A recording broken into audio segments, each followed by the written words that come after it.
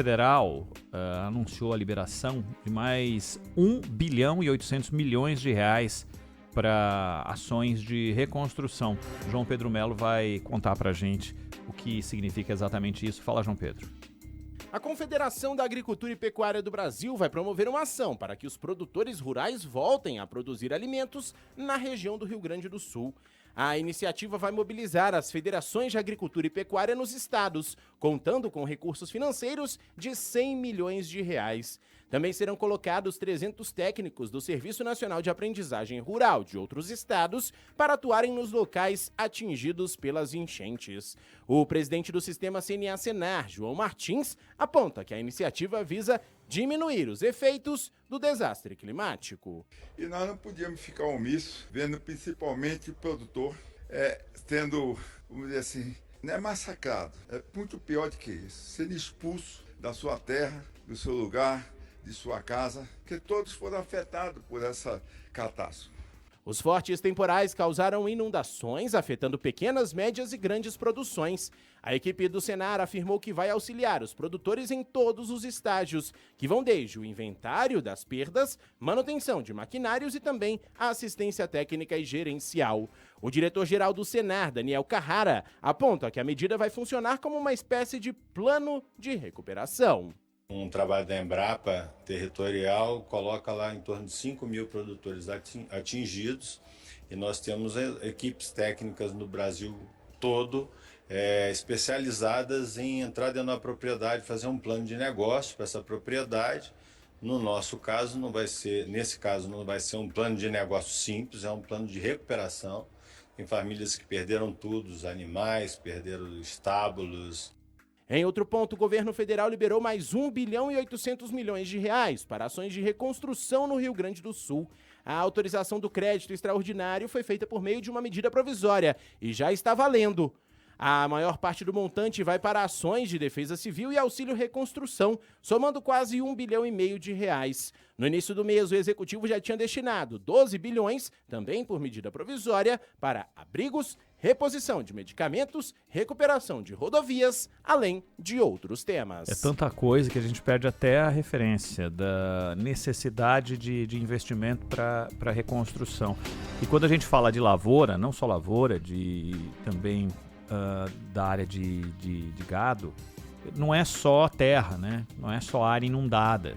É um maquinário sem fim e quanto mais você coloca tecnologia no trato da pecuária e da agricultura, Zaidan, mais você tem coisas suscetíveis a intempéries. E num caso desse, como foi algo devastador, imagina a quantidade de investimento que vão muito além da terra, né?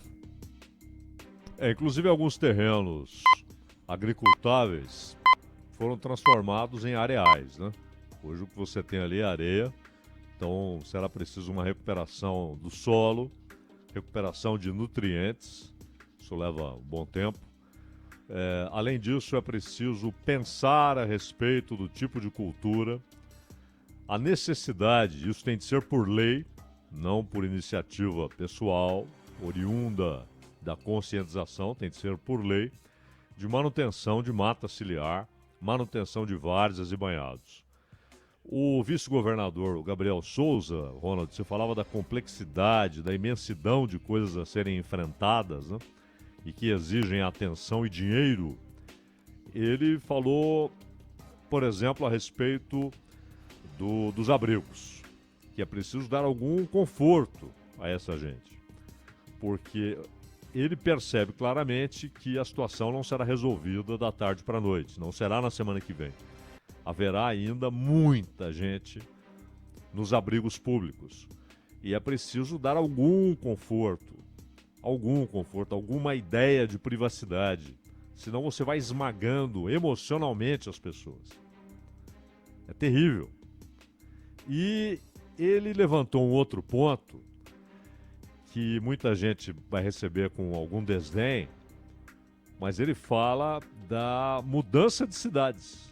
Cidades que precisam se mudar para outras áreas.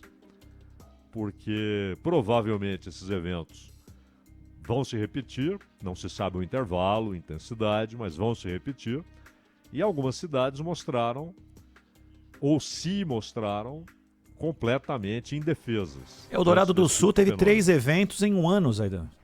Exato. Né? Exato. Então, você tem cidades que vão se tornando inviáveis. E imagine, então, se isso é tomado como tarefa, você imagina o que significa isso em termos de gasto, em termos de investimento, em termos de esforço. Mas o problema é gigantesco. Você não vai resolver com soluções simples, não é? Acanhadas. As soluções têm de ser do tamanho do problema, senão você não vai resolver.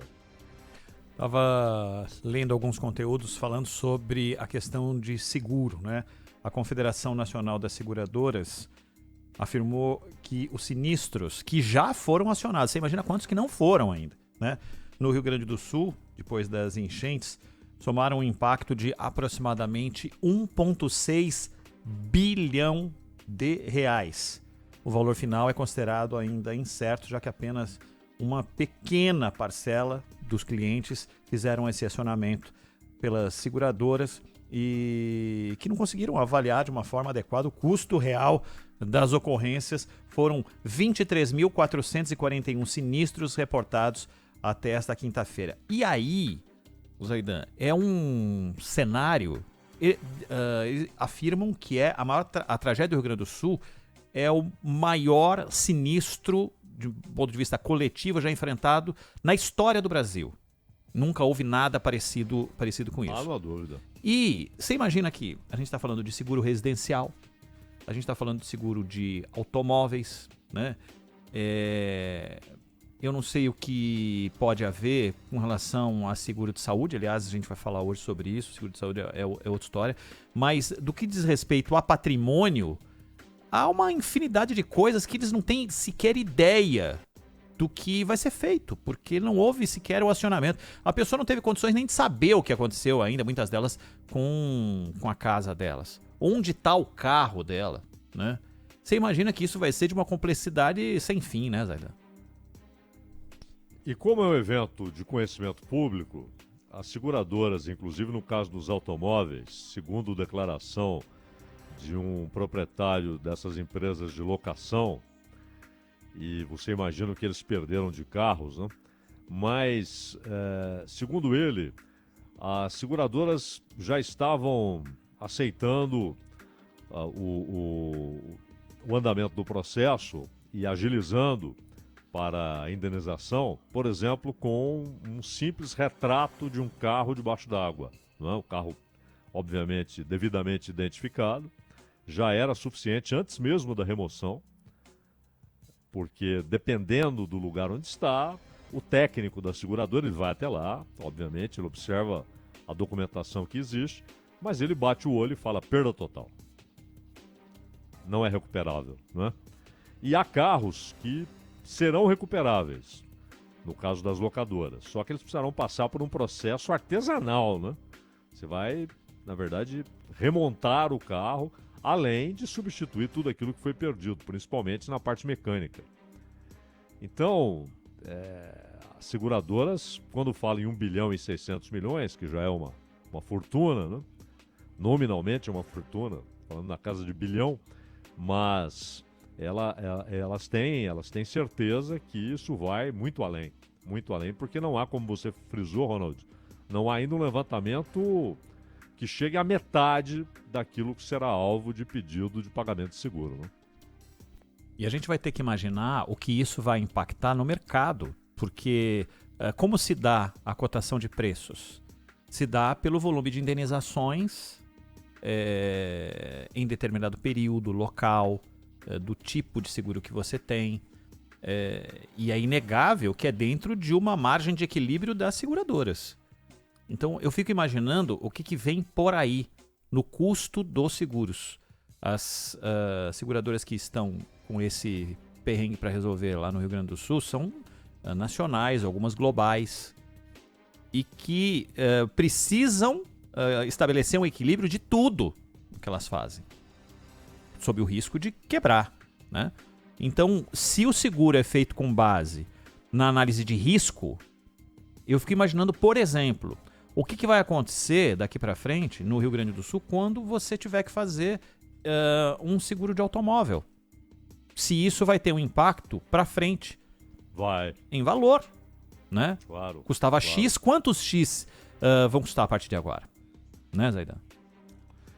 Não há dúvida, porque o risco será observado como considerável, não é? Não é uma coisa aleatória, dificilmente ocorrerá. Não, a possibilidade de ocorrer é significativa. E isso mostra também a necessidade, Ronald, de uma revolução no crédito rural brasileiro, que já foi muito mais eficaz. E se você coloca relativamente o percentual de produtores rurais que estão protegidos por um seguro agrícola, esse percentual hoje é perigosamente baixo. Então é preciso viabilizar, inclusive seguro público.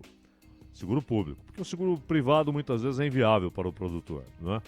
Ele fala, não, isso aqui eu não tenho como pagar isso.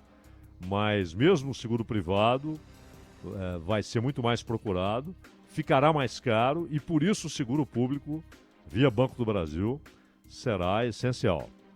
Claro que o Banco do Brasil não é inteiramente estatal, é diferente da Caixa, mas só ele pode ter um tipo de seguro que os outros bancos não terão, não é?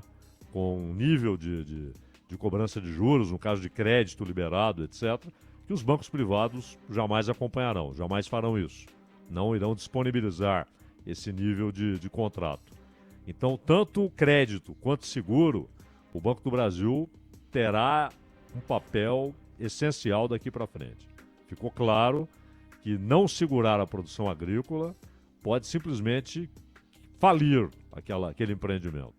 Não tem saída. 3h23.